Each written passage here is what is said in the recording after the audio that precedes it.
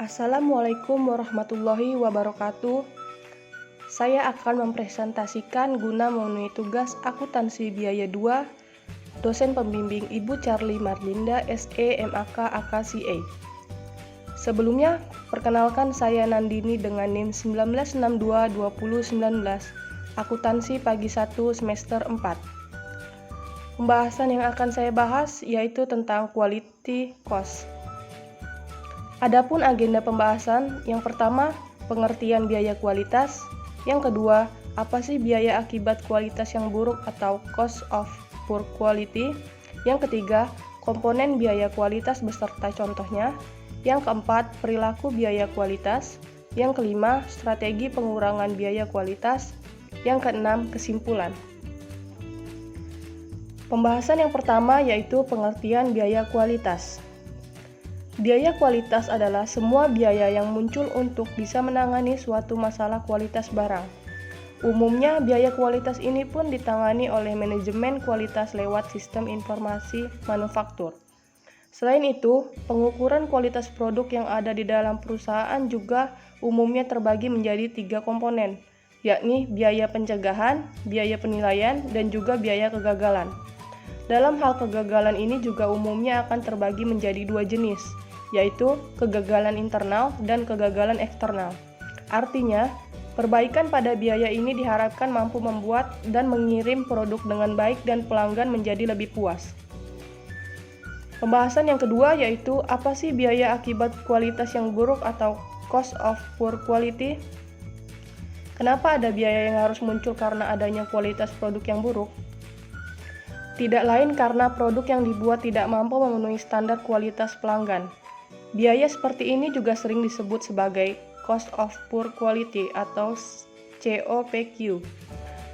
Cost of poor quality memiliki peranan yang penting dalam memperbaiki kualitas produk dan mengurangi biaya lain, sehingga laba perusahaan bisa meningkat dan memiliki keunggulan untuk bisa bersaing dengan kompetitor lainnya. Untuk bisa memperbaiki biaya kualitas ini, maka diperlukan adanya strategi manajemen yang baik. Untuk mengurangi biaya cost of poor quality, cara yang bisa dilakukan adalah dengan menggunakan Six Sigma, manajemen yang berguna untuk menganalisa kegagalan dan melakukan perbaikan pada kualitas produk. Manajemen yang menerapkan cost of poor quality juga bisa memperoleh data sampai evaluasi dari seluruh Manajemen yang menerapkan cost of poor quality juga harus bisa memperoleh data sampai evaluasi dari seluruh pihak yang terlibat di dalam perbaikan biaya kualitas. Pembahasan yang ketiga yaitu komponen biaya kualitas beserta contohnya. Biaya pencegahan. Adanya biaya ini digunakan untuk mencegah setiap kesalahan ataupun masalah yang terjadi pada kualitas produk. Biaya ini termasuk biaya yang paling murah. Contoh biaya pencegahan: perencanaan kualitas, tinjauan produk baru, pengendalian proses, audit kualitas, evaluasi kualitas pemasok. Biaya penilaian. Biaya penilaian ini juga dikeluarkan agar kualitas barang tidak mengalami suatu masalah. Untuk itu, biaya ini termasuk dalam inspeksi bahan baku guna memeriksa ataupun menguji produk pada proses pembuatan barang jadi.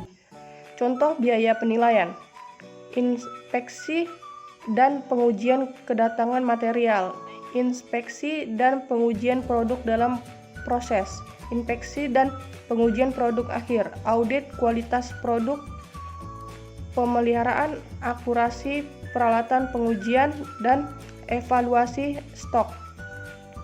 Biaya kegagalan internal. Biaya kegagalan internal ini terjadi bila ada produk yang cacat. Pada saat itu terjadi, maka biaya ini akan dikeluarkan karena produk tersebut sudah tidak lagi sesuai dengan standar kualitas yang ada. Contoh biaya kegagalan internal: scrap, inspeksi ulang dan pengujian ulang, downgrading, dan avoided process losses. Biaya kegagalan eksternal. Setiap pembisnis tentu akan berpotensi mengalami kegagalan biaya eksternal, yang mana biaya ini akan dikeluarkan saat pembeli menerima produk berkualitas buruk. Untuk itu, biaya ini harus dikeluarkan sebagai upah garansi pergantian produk, penyelidikan keluhan, atau biaya ini juga bisa digunakan sebagai bagian dari biaya kehilangan pelanggan. Contoh biaya kegagalan eksternal, jaminan, penyelesaian keluhan, produk dikembalikan, atau allowance. Pembahasan yang keempat yaitu perilaku biaya kualitas. Suatu kualitas bisa diukur berdasarkan biayanya. Perusahaan ingin agar biaya kualitas turun tapi ingin memiliki kualitas yang baik ataupun suatu titik tertentu. Jika standar kerusakan 0 bisa diraih, maka perusahaan pun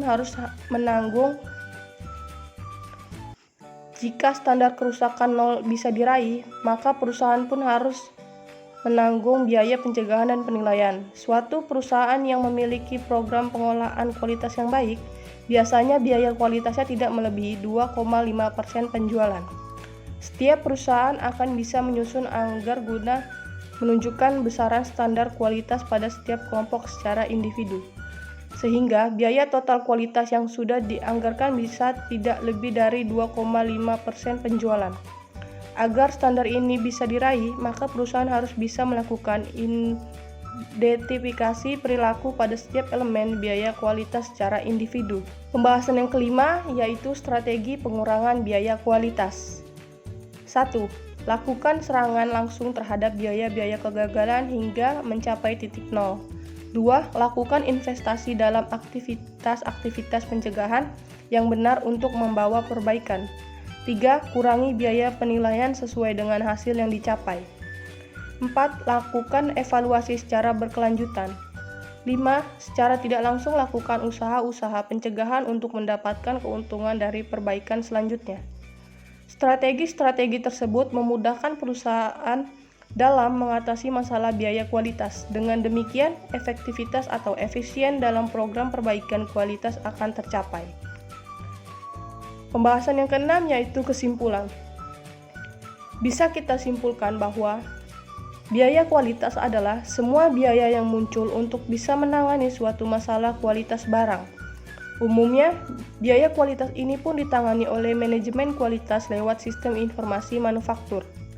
Untuk bisa memperhitungkan biaya ini dengan tepat, maka Anda memerlukan anggaran yang juga sebelumnya sudah direncanakan sesuai dengan kondisi finansial perusahaan Anda saat online. Namun, bila Anda kesulitan untuk menghitung atau mendapatkan laporan secara tepat, maka Anda bisa menggunakan software akuntansi dari Acrobat Online.